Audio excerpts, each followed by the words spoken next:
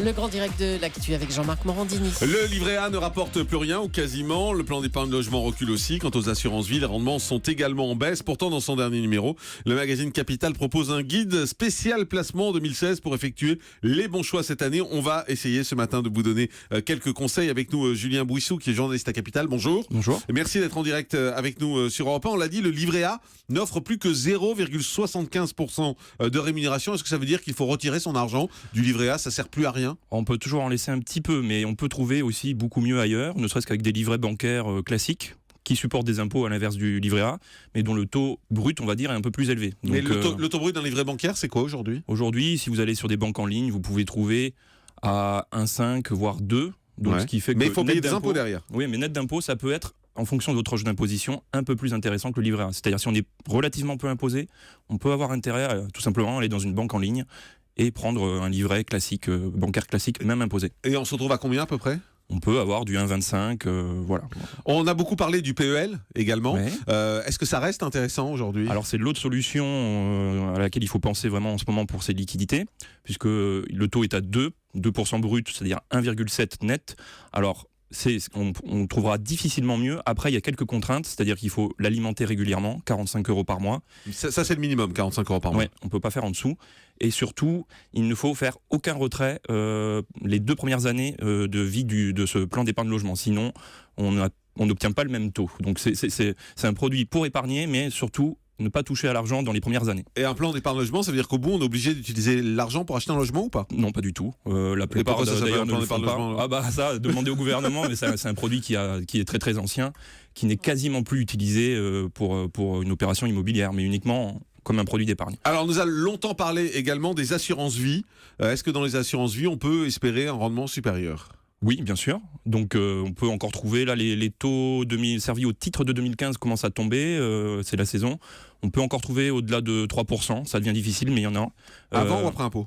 Alors avant prélèvements sociaux, c'est-à-dire en net, vous pouvez compter sur du 2,7, 2,6, 2,7. Ah oui, ça devient très intéressant quand même, 2,6, 2,7. C'est les meilleurs produits. Alors après, pareil, avec quelques conditions, c'est-à-dire qu'il faut bien viser. Tous les assureurs ne servent pas ce genre de taux. Et il faut de préférence prendre des contrats sans frais d'entrée. Parce qu'évidemment, si on prend 2% de frais d'entrée sur les versements... c'est-à-dire qu'on perd la première année. Voilà, il faut attendre 2 ans pour que ça rapporte vraiment. Donc. Mais est-ce qu'il y a des contraintes également, des périodes où il ne faut pas retirer l'argent? Non, c'est assez flexible comme produit. Ça dépend des assureurs, mais quand on demande un rachat, on touche l'argent généralement sous une semaine. Enfin voilà, ça peut être un produit d'épargne classique aussi. Et là, on le rappelle aussi, c'est une assurance vie, mais on n'est pas obligé de mourir pour que l'argent puisse être libéré. Non, on espère même vivre très longtemps. Non, vous gardez l'argent tant que vous êtes vivant. Vous pouvez faire ce que vous voulez de l'argent, le retirer, en remettre. C'est un produit encore une fois très flexible. Et on peut en retirer autant qu'on veut quand on veut? Jusqu'à ce qu'il n'y en ait plus, oui, bien sûr. Après, l'imposition dépend de la date d'ouverture de l'assurance vie. On dit souvent qu'il faut privilégier la pierre également. Est-ce que c'est vrai? Alors en ce moment, la pierre est intéressante.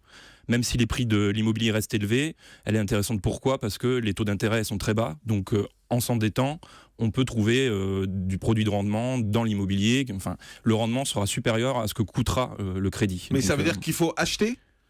Est-ce que on est forcément gagnant quand on achète? On a longtemps dit que c'était le seul placement sûr, c'était ça?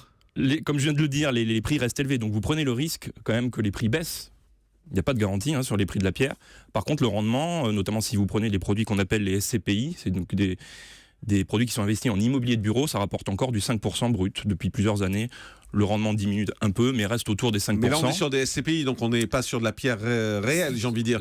Mais c'est du réel. Mais, par exemple, c'est des murs de magasins, des murs de bureaux. Est-ce que le conseil, c'est d'acheter un appartement, c'est d'acheter un studio dans une grande ville en se disant, quand on va le revendre dans 2-3 ans, on fera forcément une plus-value? Non, ça n'existe pas plus. Pas dans 2-3 ans, plutôt dans 15. Oui. Enfin, l'immobilier, il ne faut pas y aller pour des durées aussi courtes parce que vous avez des frais qui sont difficiles, les frais de notaire, il faut les amortir, bien sûr. Donc c'est plutôt 15 ans en fait, faut dire. 10-15 ans, voilà. Si c'est un studio, vous prenez un risque sur un seul studio. Donc encore une fois, les SCPI ont l'avantage de répartir la mise sur quantité d'immeubles. Et les placements en bourse, alors pendant longtemps on les a vantés, on a encouragé les Français à aller en bourse. On les encourage encore ou pas? Alors pareil, c'est plutôt sur le très long terme, c'est 10-15 ans parce qu'aujourd'hui les crises boursières se multiplient. Donc il faut avoir un peu de temps devant soi.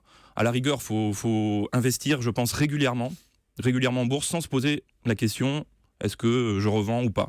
Mais et vous avez dit rendez-vous- par exemple, quand on prend un appartement, c'est pour 10-15 ans. Quand on investit en bourse, c'est pour combien de temps? Pour être sûr de gagner.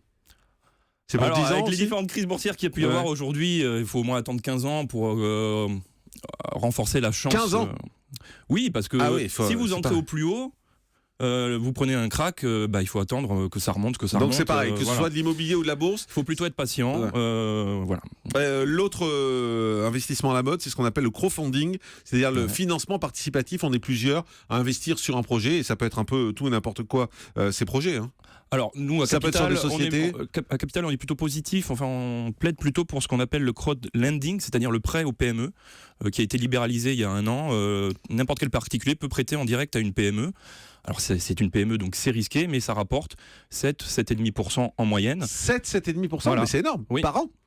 Oui, bien sûr. Mais comment on fait pour prêter à une PME? On va tous aller prêter aux PME. Alors, c'est là. des plateformes qui se sont créées sur le web, qui mettent en contact les particuliers et les PME qui sont à la recherche d'argent frais, en sachant que le gouvernement vient de voter une nouvelle niche fiscale. C'est-à-dire éventuellement, si ça peut arriver, la PME fait faillite, qu'on perd évidemment le capital prêté, on peut le déduire des intérêts perçus par ailleurs. Donc, ça rend le produit encore moins risqué. Ah oui, donc, mais il n'y a pas de garantie en revanche. C'est-à-dire qu'on prête Non. de l'argent, mais on peut tout c'est perdre. un prêt aux PME, ce n'est pas garanti. Voilà. On peut mais perdre il y a un tout ce qu'on dispositif investit. fiscal qui Ouais. permet de limiter ce risque de perte. Voilà. D'accord, Donc mais, ça devient un mais produit- l'argent est quand même perdu.